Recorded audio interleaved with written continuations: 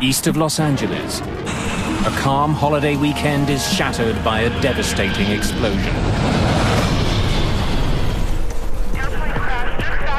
A neighborhood is destroyed.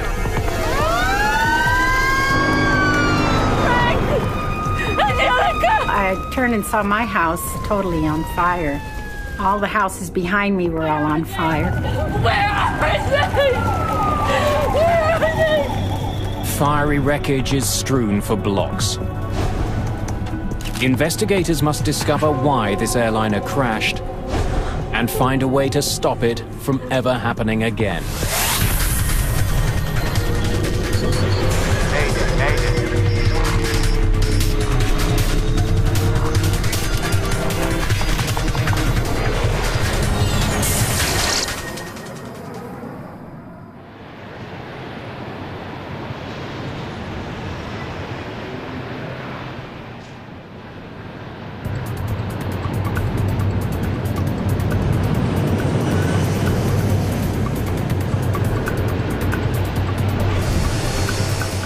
Los Angeles International Airport, LAX, is one of the busiest in the world.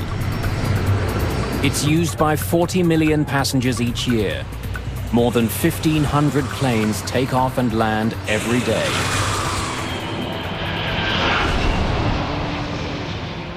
It's August the 31st, 1986, Labor Day weekend.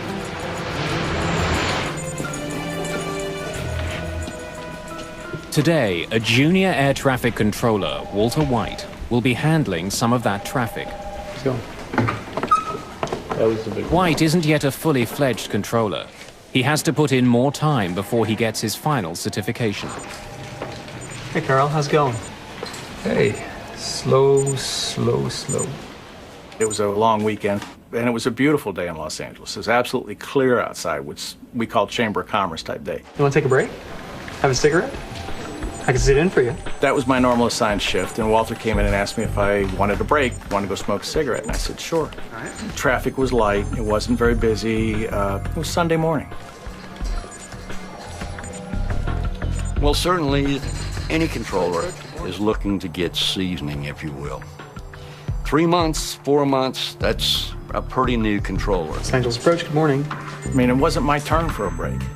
Walter wanted to work the sector. As I remember correctly, he wanted to work it for some proficiency time. He hadn't worked it in a while. ACL 60, can you see the runway 25 left? Roger, LA Approach. Thank you. Reduce speed to 200, then descend and maintain 6,000. 200, descend and maintain 6,000. Thank you. Have a nice day. Several hundred kilometers to the south, passengers are boarding an Aeromexico DC-9.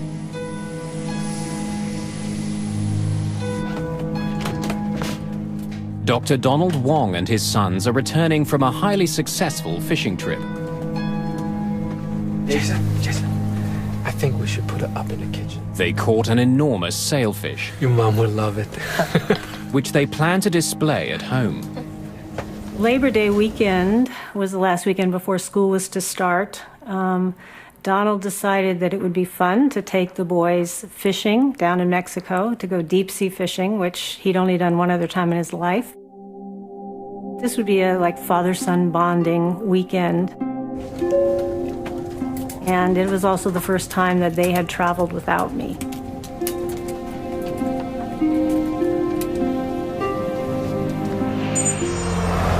Just east of LA, the suburban city of Cerritos wakes up slowly.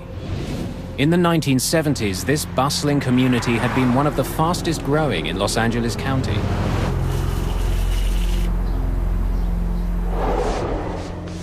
My husband had been working out of town all week, and he was coming home for the weekend. And that Sunday morning, I decided, let's just stay home, not go to church. I'm gonna go out and get your favorite things for a good breakfast. Javier, go and take a shower. And I left to go to the grocery store. In the home was Alex. He was 14. His twin sister, Angelica. She was asleep. He was asleep still. And Javier, that was my 16-year-old. And my husband.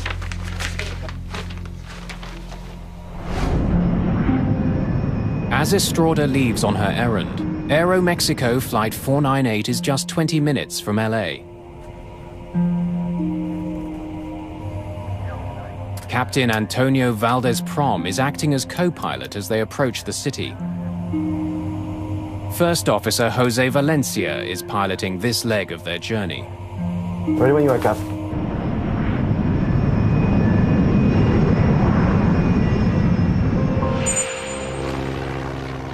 About 22 kilometers south of LAX sits the Torrance Airport. Operating in the mammoth shadow of LAX, Torrance serves private planes and amateur pilots.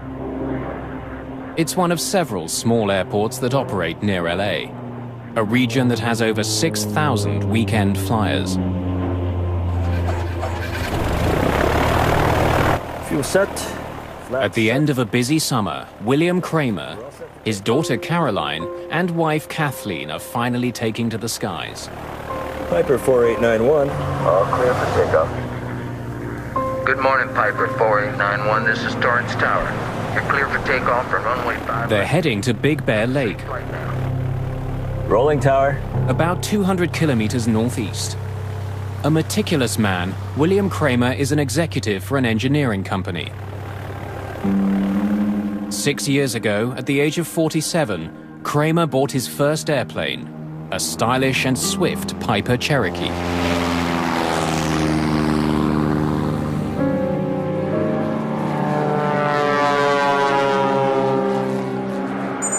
Wings West 5225, Los Angeles approach, depart Seal Beach, heading 320. Expect a visual approach, runway 25 left. Report airport in sight. Thanks. Walter White's job as arrivals controller is to make sure incoming planes keep well clear of each other. He's directing them to land on one of two runways. Aerial approach, runway 25 left. Thank you. Southeast of LAX, the crew of Aeromexico Flight 498 is still a few minutes from their first contact with Walter White. But in the skies above Los Angeles, a deadly series of events is about to unfold. Dozens of people who have never met will be bound together forever in a tragedy that will affect everyone who flies. Airspeed.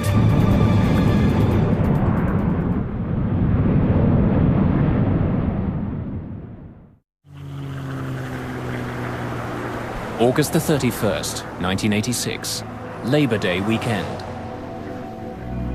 All clear for takeoff, Torrance. Just south of Los Angeles, William Kramer and his family are finally on their way for a long-awaited holiday. Okay. Just an hour to go, we're in Big Bear Lake.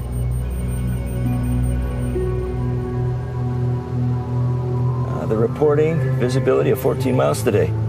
Pretty good. As the Torrance Airport recedes behind him, Kramer begins climbing to 3,000 meters on his way northeast to Big Bear Lake.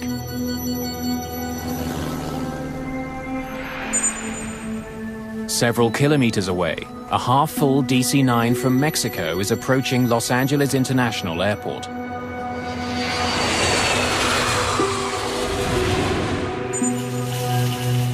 Less than 2,000 meters below them, Teresa Estrada is driving home with the groceries for a holiday breakfast. Her husband and 3 children are waiting just a few blocks away.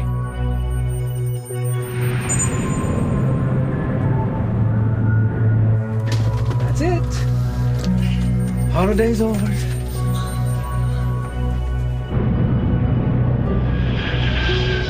PSA 1765, 12 plus, 1 mile southbound. It's not a busy morning, and one by one, arrivals controller Walter White guides his planes in safely. Report airport in sight.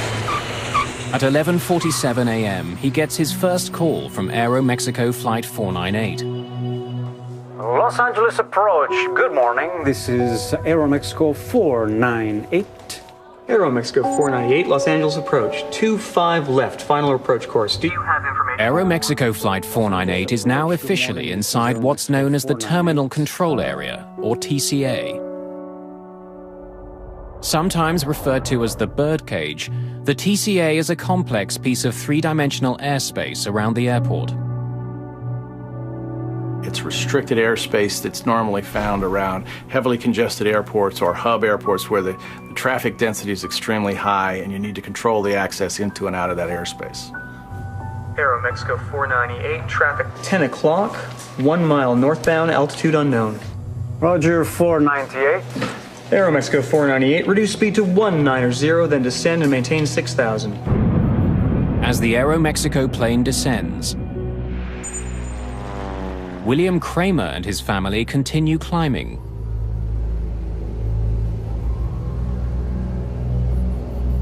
I hope it's like this when we get to Big Bear. We should be able to see the ocean by now. Hon, take a look at the map and look around the 4-5 and see if you can see any kind of landmarks that we can use. Oh, what am I looking for? This is Aero Mexico 498. Walter White is keeping his eye on the Aero Mexico jet when his attention is abruptly drawn to another plane that's just appeared on his radar. It's not one he's expecting. One approach, 66 Romeo is on a flight from Fullerton. Cruising altitude is 4,500. We'd like following. The pilot of a small Grumman Tiger asks White to help guide him through the crowded terminal control area. Pilots are supposed to contact LAX approach before they enter the controlled airspace. This pilot could be in the path of incoming traffic. But before White can deal with the private plane, he gets a call from the Aero Mexico DC-9. What speed do you want? We're reducing to 290. No. To 190. Okay, you can hold what you have, sir. White decides to give the Aero Mexico jet the runway closest to their gate. Change in plan, sir. Stand by. Roger, 498. With the DC-9 on hold, White turns to the intruder. Grumman 66 Romeo, squawk 4524. Remain clear of the TCA. White tells the pilot of the Grumman to use a unique radio channel. But he seems confused. 4, 5, what were the other two numbers? 4524. Grumman 66 Romeo, are you at 4,500 now? Negative, we're at 3,400. Climbing. Okay, you are right in the middle of the TCA, sir. Grumman 66 Romeo, I suggest in future you look at your TCA chart. You just had an aircraft pass right off your left above you at 5,000. And we run a lot of jets right through there at 3,500. Well, what do you suggest I do now? As the crew of Aero Mexico Flight 498 continue to close in on the airport, Landing lights. their DC-9 is rocked by a violent shudder. Bugs, altimeter bugs. What was that? Aero Mexico 498, Los Angeles approach. First Officer Valencia tries desperately to control their dive.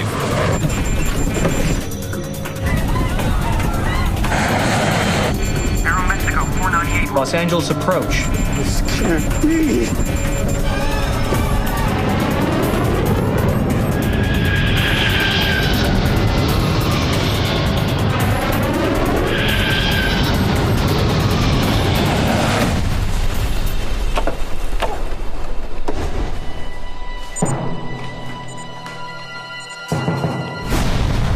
I saw a huge explosion, just the red, vibrant colors of fire, just huge explosion, like the way a bomb might hit the ground. White is getting no response from the Aero Mexico jet. Aero Mexico 498, Los Angeles approach. And now he can't find it on his radar screen. I'm sitting there talking with the two departure controllers and not really thinking. I hear Walter say something like, I think I lost one.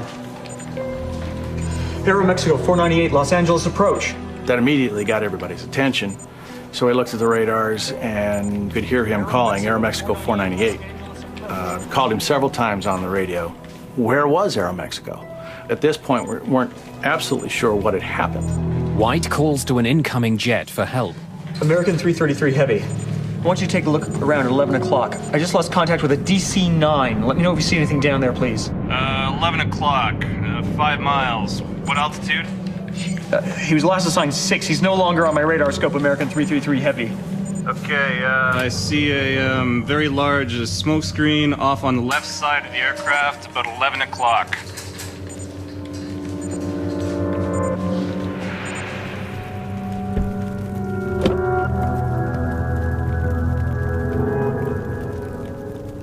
I went down the street to go to my house, and I saw a woman's head. That her body had been cut in a diagonal, and she was just laying there. There was nothing but debris and fires sporadically all over the place, and I could see fire in the whole neighborhood.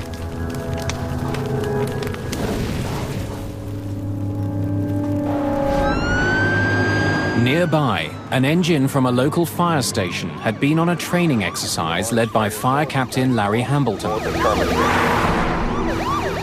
of a sudden, one of the firemen tapped me on the shoulder and said, "There's a big column of smoke, off to our left." So I picked up the mic and made a guess at the address. Responding to a large fire north of 91 north of Carmenita.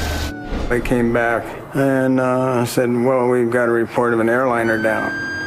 So I upgraded the response to basically triple what I initially asked for. I'm calling for a third alarm and 2 air squads east of 183 in Carmenita.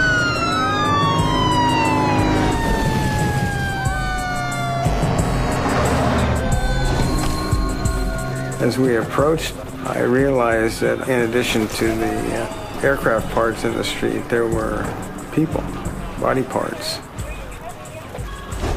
which changed the complexion of the whole thing.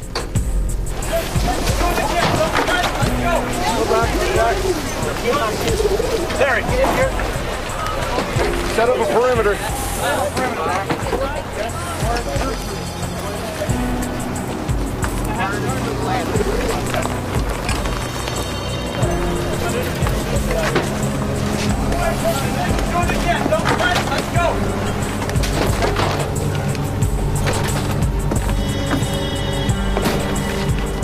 Hello? Hello? Can anybody hear me?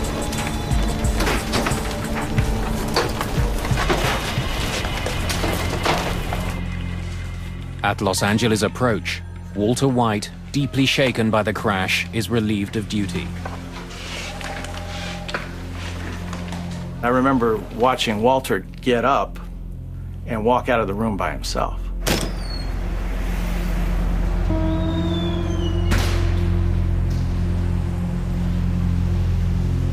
And, something inside of me was just, saying, this is not right, this is not right. Somebody's got to go with him. Tony, he can't go out alone. I could have been sitting there just as easy as him. And I don't know if I'd have done anything different than he did.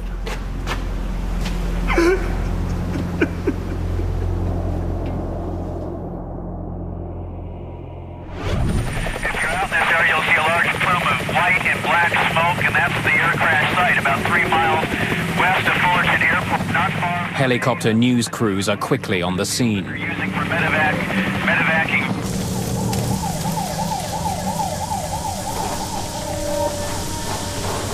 There was a lot of fire in front of me, and my house was just totally on fire. Frank! Angelica! Javier! Angelica! And I saw my neighbor. Where are they? I said to her, "Rose, where's my family? What happened?" And she goes, "Oh, honey, your family's in here. They're over here. We're looking for you." And within myself, all I could do was thank God that they were safe and sound.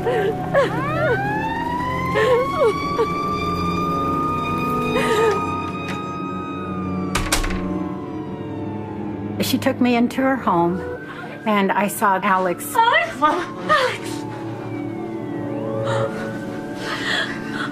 What happened? Where's Angelica? Where's Angelica? Where's Javier? Where's Papa? I don't know, Mom. I'm sorry. No, Mom. And he started crying right away and said, "Mom, I'm sorry. I'm the only one that came out alive." And all I could do was hug him.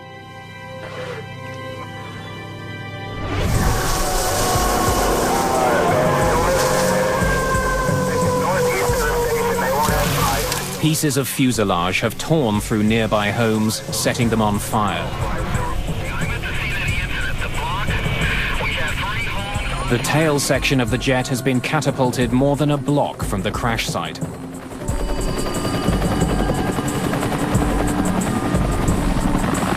Hello? Is there anybody in here?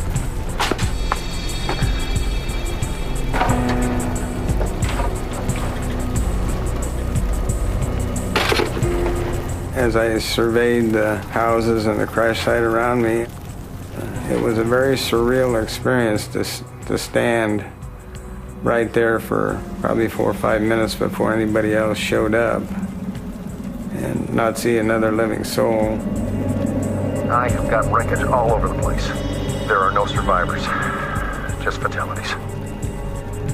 You know, I dealt with death on 1 or 2 or 3 people in a residential fire, but never a whole airliner full of people.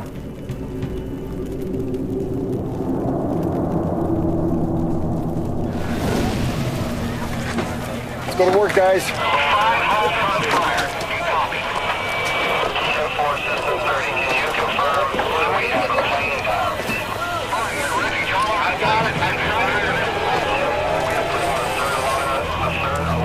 I don't think I ever saw a whole human being. I gave him the job of finding body parts and wrapping them or covering them with yellow rescue blankets. No matter where it was, ever so small or whatever, you know, a hand or a torso or a leg or whatever. That became life to us. It was treated with respect. My memory of the incident is in a muted shade of brown. It's not black and white, it's not vivid color. You know, the grass isn't green, you know, the houses don't have paint. It's all some muted brown shade. And I'm told that that's my brain's way of taking something violent and horrible and softening it a little bit so I can live with it and deal with it. This neighborhood has just been torn apart. Yellow sheets mark the bodies. I count 1, 2, 3, 4, 5, 6, 7, 8, 9, 10, 11 bodies right now. Oh, gosh. This neighborhood has just been devastated. 16 houses have been damaged, many of them completely destroyed.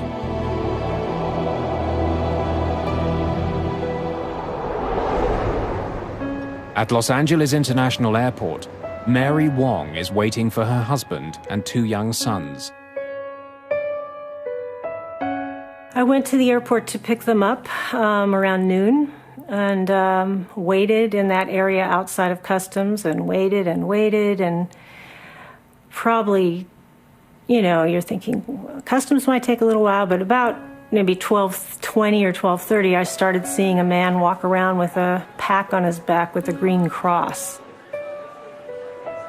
We were taken up to a lounge upstairs, and on the elevator up, I looked at the man and I said, "They're dead." I said, "I just know they're gone."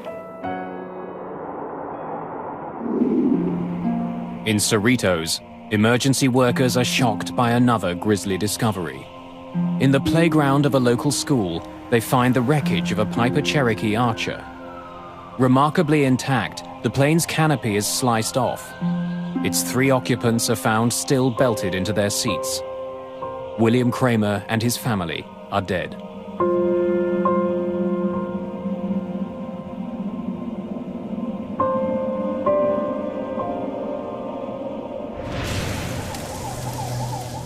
All the passengers and crew on Aeromexico Flight 498 are also dead.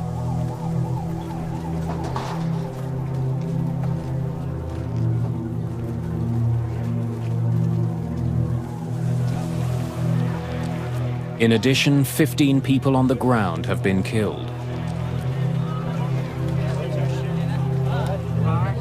It's a horrifying situation. 2 planes have crashed into a California neighborhood. Something's gone terribly wrong in the skies above one of the busiest airports in the world. Now investigators have to find out exactly what happened. On the last day of August in 1986, a lazy Labor Day weekend is shattered by an enormous explosion.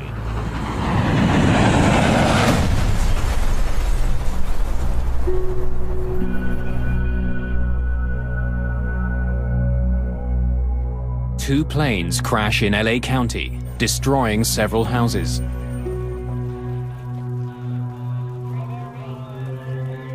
It's a grisly scene. Bodies are scattered throughout a devastated neighborhood. 82 people are dead. 15 people on the ground have been killed. Another 67 have died in the tangled wreckage of the 2 planes involved.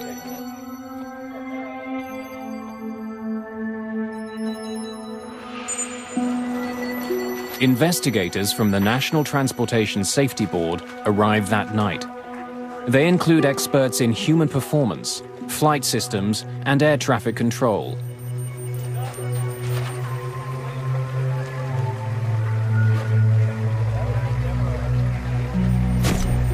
From the beginning, investigators are focused on the fact that there are 2 planes on the ground. It suggests a disturbing conclusion, that this was a mid-air collision. The idea that this had been a mid-air collision was already conveyed to us before we even launched out of Hangar 6 back when we got to Word. They saw 2 wreckages coming down, and that's the way it got conveyed to us. With that idea in mind, John White and his team must painstakingly examine the wreckage. It's more of now documenting where the major pieces were, and then looking at the pieces to see if you can determine how the aircraft, at what angle the aircraft may have come together at. Propeller marks on the tail of the DC-9 and paint from the Piper Cherokee reveal how the planes crashed. It looks like the Piper collided at the tail section of the DC-9, and the horizontal stabilizer came off. And once that happened, you could no longer control the pitch of the DC-9. The descending DC-9 and the climbing Cherokee met at a 90-degree angle. Their combined speed was 450 kilometers an hour. The impact tore off the airliner's tail section. Discovering how the planes collided is the first step. The more important question to be answered is why. To piece together the tragedy, investigators examine the DC-9's flight data recorder. It helps them pinpoint the exact location and altitude of Aeromexico Flight 498. The DC-9 was inside the terminal control area, the controlled airspace of the Los Angeles airport. It was right where it was supposed to be. But the Kramer's Cherokee was also inside the TCA. With all of the jets taking off and landing at LAX, private planes must first get permission to enter this area. Piper 4891. All clear for takeoff, Torrance. William Kramer was a newcomer to Los Angeles, but investigators learned that he was well aware of the limits imposed by the TCA. He knew that it was restricted airspace. And in the cockpit of Kramer's Cherokee, the confirmation. Investigators find a map of the Los Angeles terminal control area. Investigators make another puzzling discovery. They learn that the Kramer's proposed flight plan took them from Torrance to Long Beach, then up to Ontario, and finally to Big Bear Lake at a cruising altitude of 3,000 meters. That plan keeps him well out of the TCA. The fact of the matter is that the Cherokee flew into the TCA and hit the DC-9 in restricted airspace without a clearance. So how had Kramer flown into danger? And why hadn't he let anyone know? On the ground in Cerritos, one possible answer emerges. Heart disease runs in Kramer's family, and the initial autopsy results show a major blockage.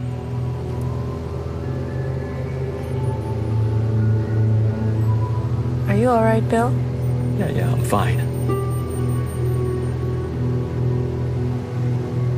Kramer may have suffered a heart attack on the flight, leaving the plane without a pilot.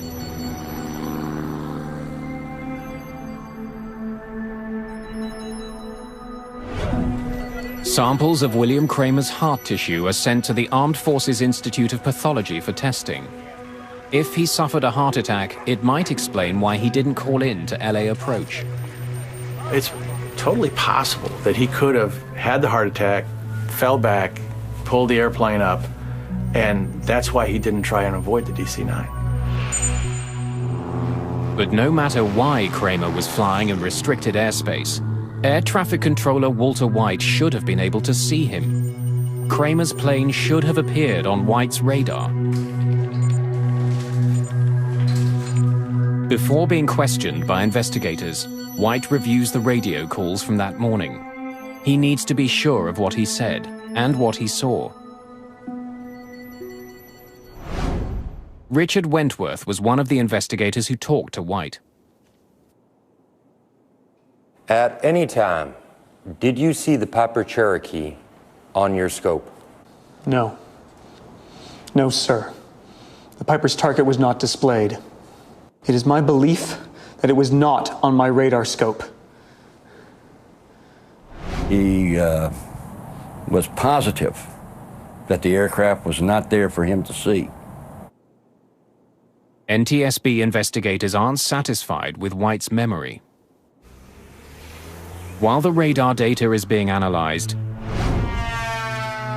news arrives from the Armed Forces Institute of Pathology about William Kramer's heart. Are you all right, Bill? Results from a detailed study of his body show that while he had advanced heart disease, William Kramer was not fighting a heart attack before the collision. Investigators must find another explanation for why the Kramer's flight went into the Los Angeles terminal control area. While he had submitted a flight plan, small planes like Kramer's Cherokee don't have sophisticated instruments. Like most private pilots, Kramer was navigating by landmarks like freeways. That meant keeping an eye both on the landscape below and the airspace around him. That's definitely the 405. Where is it again? Right there. John Andrews is an aviation expert who testified about the circumstances of the Cerritos disaster. The pilot of the Piper was navigating by visual landmarks, possibly attempting to follow parallel to a freeway, and that he had become confused about which freeway he should have been following. New to California, perhaps bewildered by the tangle of freeways below him, Kramer may have flown into the terminal control area without knowing it. There are no lines on the ground that says the TCA starts here and at this altitude. You have to look at a chart, you have to interpret that. Investigators are now confident they can explain why Kramer was inside the controlled airspace of the TCA. But when he finally gets a look at the air traffic control radar record, Richard Wentworth is convinced that Walter White should have been able to see the Piper.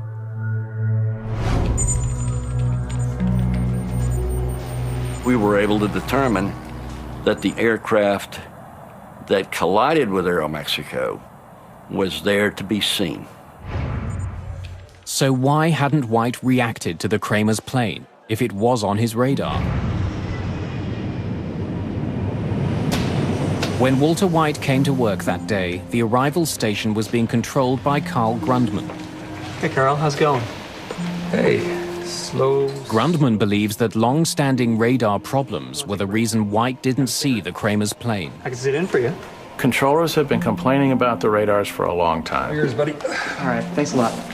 We had reported problems with the radar not picking up targets several times. When radar signals strike a target, they bounce back to the receiver. But if buildings or mountains interrupt the radar, the return signal can disappear. You may lose one target. You may lose two targets.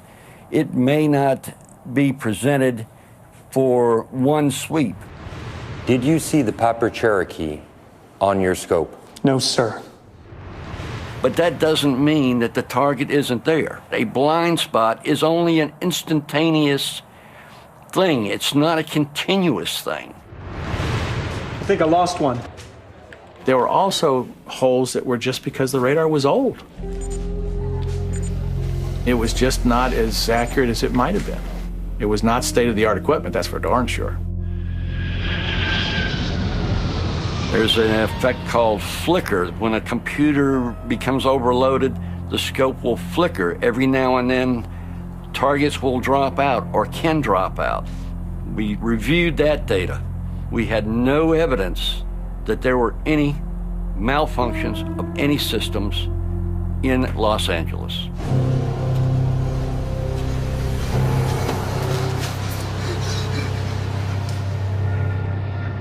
There is another possible explanation. If the Cherokee had appeared on the radar, White still could have missed it. Investigators focus on the other plane in the sky that day, the Grumman Tiger.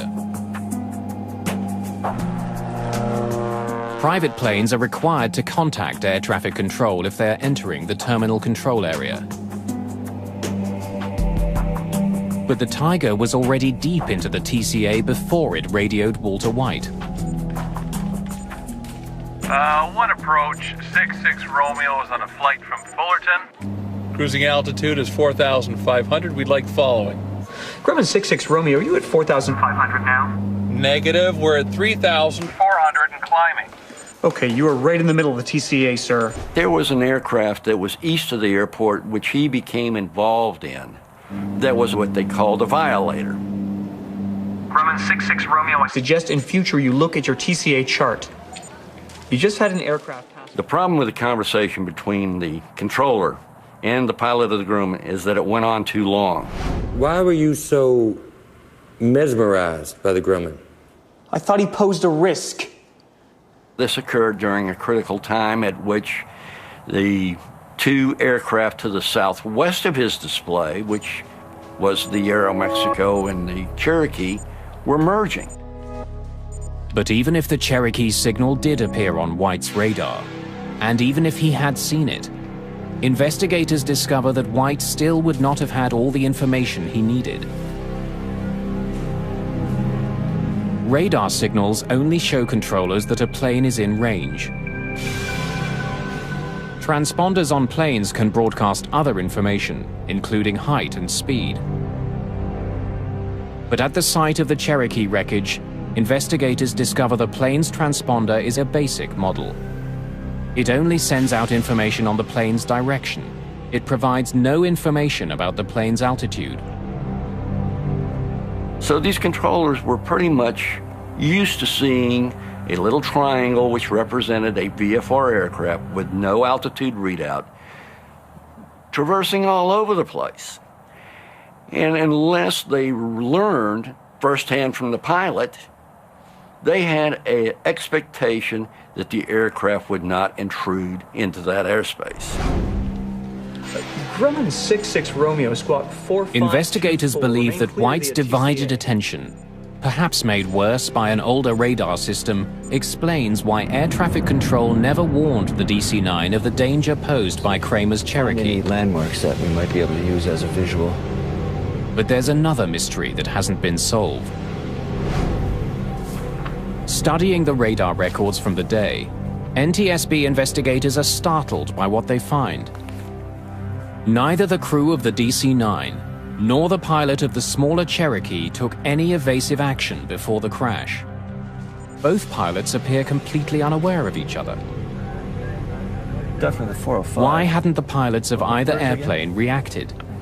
Visibility was over 20 kilometers. How could two planes collide in the clear blue sky? To try to get a better sense of what was happening inside the Aeromexico cockpit, investigators listened to the airplane's cockpit voice recorder. Los Angeles approach, this is Aeromexico 4. The flight crew had put Walter White on their overhead speakers.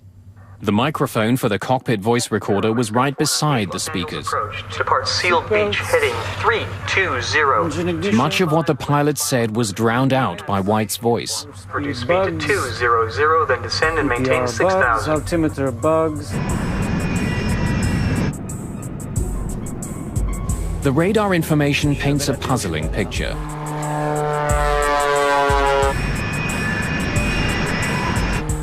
It indicates that for more than a minute, the Kramer's Cherokee was there to be seen by the Aeromexico crew.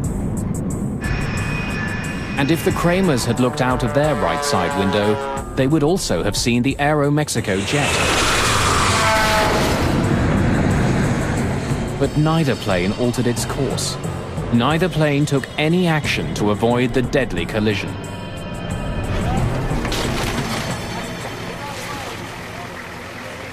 Investigators believe that if William Kramer was indeed lost and using the freeways as a guide, he might never have seen the approaching DC-9.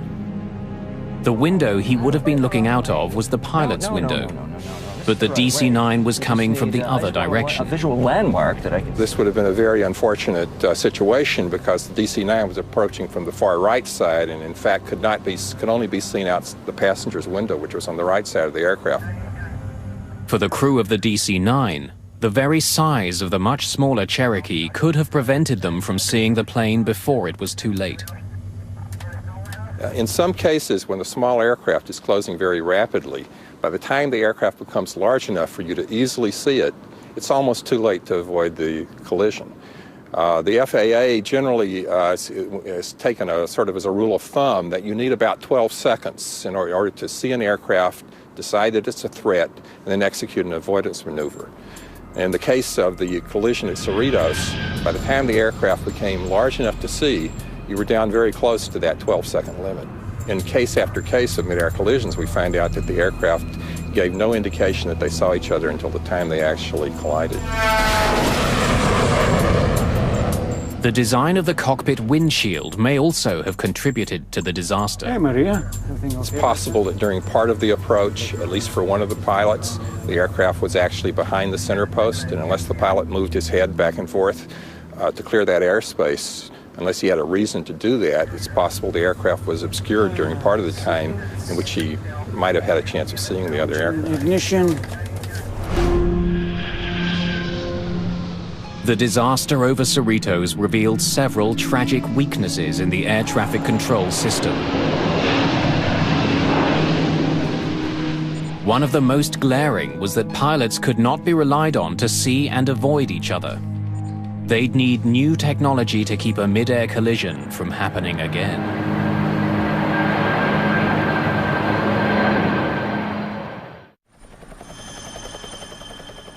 A small California neighborhood is rocked by a terrifying plane crash.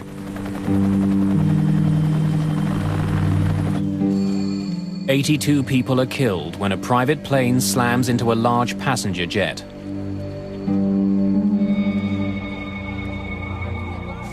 The devastation is enormous.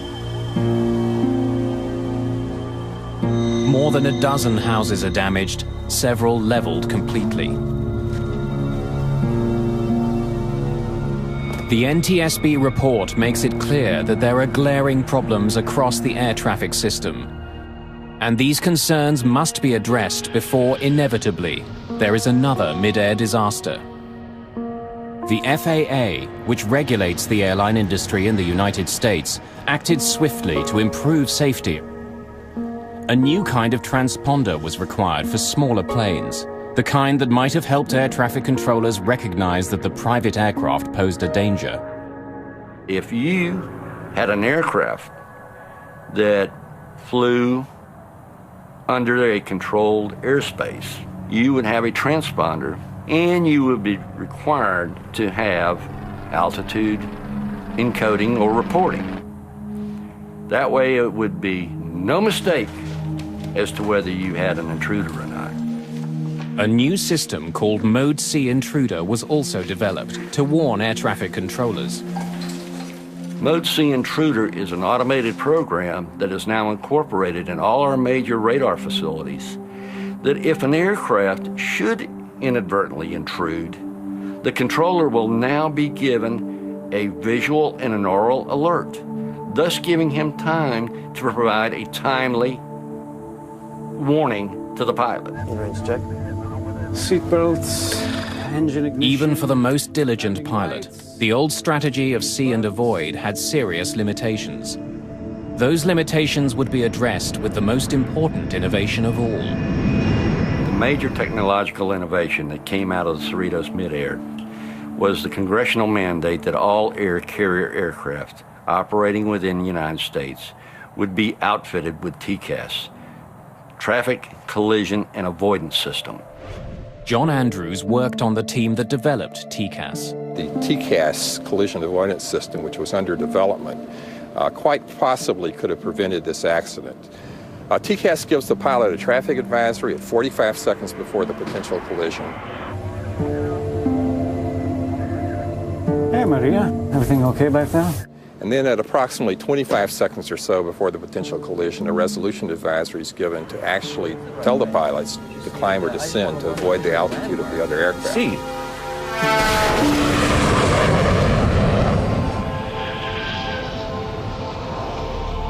Today, commercial airlines around the world use TCAS.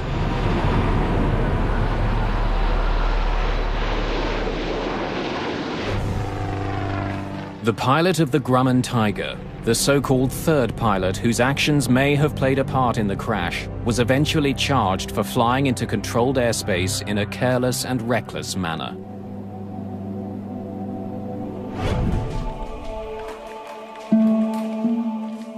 For Walter White, the effect of the disaster over Cerritos could not be overcome.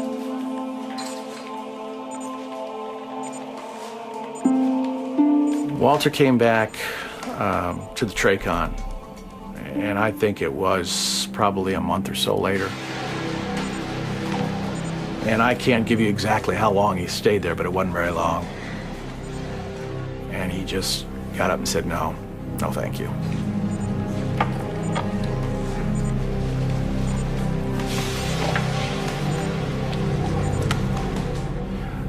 And as far as I know, he didn't talk to airplanes again.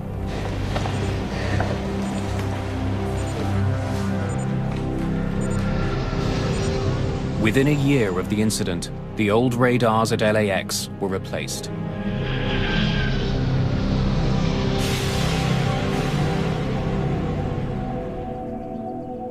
In Cerritos, a memorial garden now marks the day of the disaster. Mary Wong has since remarried, but the pain of returning home that day will never go away. There's nobody here. The house is empty. Derek was already living in an apartment in San Diego, and here I was. I was no longer a mother, except to Derek, and I was no longer a wife. And so it shattered my whole world. Days after the disaster, Mary Wong met one of the few people who could fully understand her loss. I went to the memorial service, and it was very important to me to try to meet somebody else who had gone through this. And I knew from reading stories that Teresa had lost her husband and 2 children. And so I saw someone there who I thought was Teresa. She says, "Are you Teresa Estrada?" And I said, "Yes, I am." She says, "Well, my name is Mary Wong." And she says, I said, "I lost my husband and children also." I just wanted to grab her and hug her because she was feeling what I was feeling. So we had an immediate connection, and we've maintained our friendship over these 20 years. Everyone who flies today has been affected by the mid-air collision over Cerritos. The disaster led to historic improvements in aviation safety. Since the full adoption of the TCAS system, there has not been another mid-air collision in the United States.